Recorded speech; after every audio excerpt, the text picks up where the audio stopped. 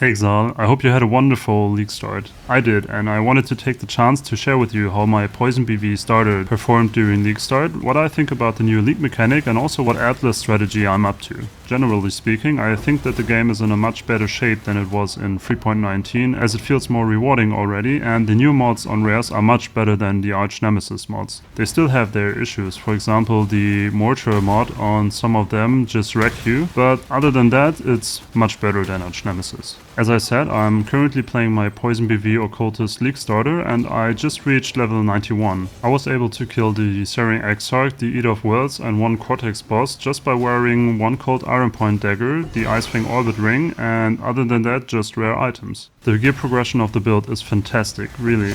The only thing you have to keep in mind is that you should keep your spell suppression above 95% because otherwise projectile spells can be very dangerous and I died to them quite often when I had less than 90% spell suppression. You might also be remembering the changes to curses, and I actually noticed them in the campaign, but oh boy, during end boss fights it's so much better now. In 3.20 you can really feel the impact of these curses on endgame bosses, and with a tanky build like my Poison BV Occultist, it's very easy to kill them, even if your mechanics aren't that good. So I'm already doing endgame bosses and farming T60 maps, but still not having finished the default setup yet. My next upgrades will be an Impressence Amulet or Soul Stitch Amulet, cluster jewels to be able to run Determination. Yeah, I don't even run Determination yet. And to finish the Glancing Blow setup for some more recovery. I also haven't even bought a Since Rebirth Flask nor Circle of Nostalgia rings, as they are quite expensive at the moment and I expect them to go down in price quite drastically over the next couple of days. If you are playing this build, keep an eye on the build guide and the shopping list, as I will be updating these along the way.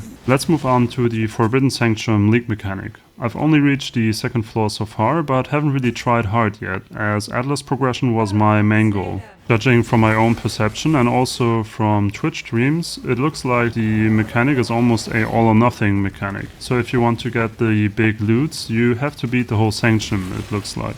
I will definitely try to do so with this build, and so far it feels quite decent to run the league mechanic with it, as you can damage enemies and run in circles while they die.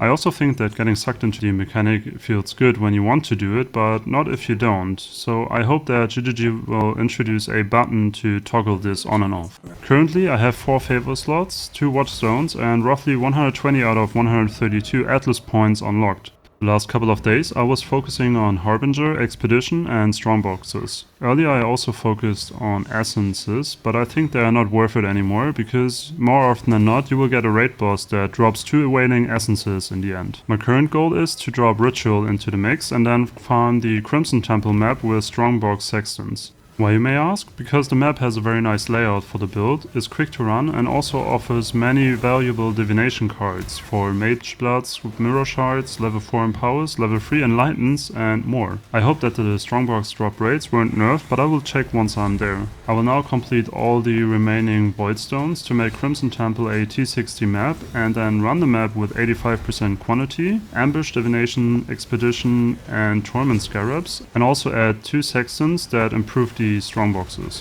If the returns are decent, I will obviously stick to the strategy, but if they are not, I will probably do some simulacrums. Happy hunting, Exile, and see you in the next one.